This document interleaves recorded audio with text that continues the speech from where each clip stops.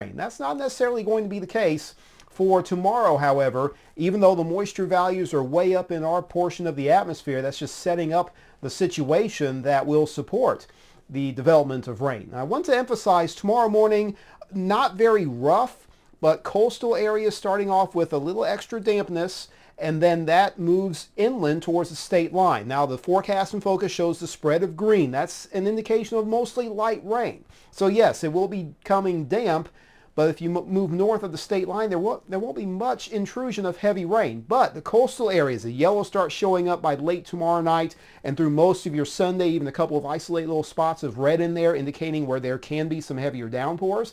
There could be at least a couple of wind gusts with those, maybe even a water spout. So several elements we're going to monitor as Cristobal, the center of the storm, moves into central Louisiana.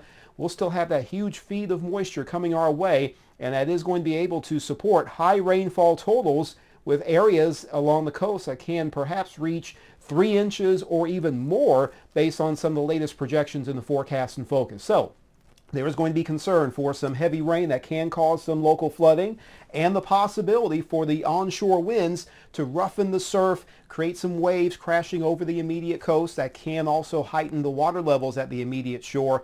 I think the strongest winds stay offshore and west of our region.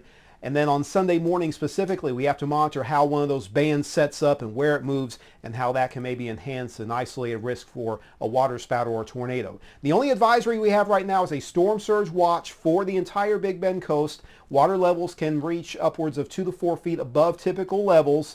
We'll see if there's a need for any sort of flood advisories or a flash flood watch as we get closer to later tomorrow and Sunday.